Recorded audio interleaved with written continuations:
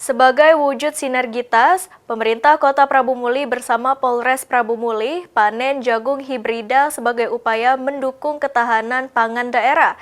Kegiatan ini menjadi bentuk sinergi antara pemerintah bersama kepolisian. Dan jajaran pemerintah Kota Prabu Muli. Dan tidak lupa kami Bapak-bapak, Ibu-ibu dari Dinas Pertanian, kemudian lihat hamparan jagung yang siapan. Pemerintah Kota Prabu Muli bersama Polres melaksanakan panen jagung hibrida di lahan pertanian Desa Kemang Tanduk, Rambang, Kapak Tengah.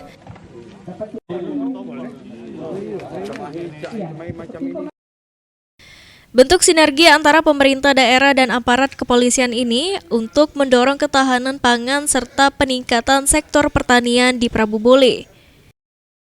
70% Pak di tahun 2026. Kalau kemarin rata-rata menerima Panen jagung hibrida kuartal pertama tahun 2026 diharapkan mampu memberikan dampak positif bagi peningkatan ekonomi masyarakat, sekaligus mendukung keberlanjutan program ketahanan pangan di Kota Prabu Muli.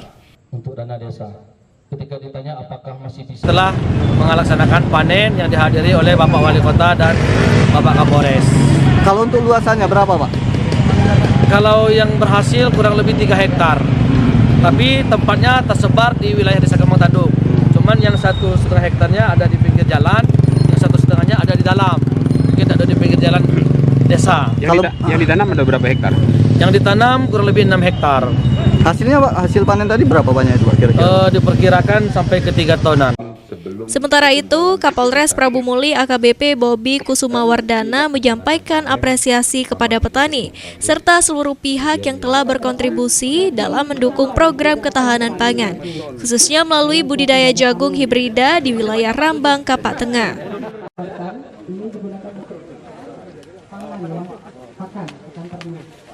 Sudah manen tadi. Kemudian yang saya ucapkan terima kasih kepada pemerintah daerah yang selalu mendukung program ketahanan pangan ini. Terima kasih Pak Wali Kota, semoga kedepannya program pertahanan pangan ini bisa terus berjalan dan masyarakat bisa menikmati juga hasilnya. Masyarakat yang menanam, masyarakat juga yang menuai hasilnya. Kalau untuk luasan lahan program ketahanan pangan ini udah berapa untuk kita, Pak?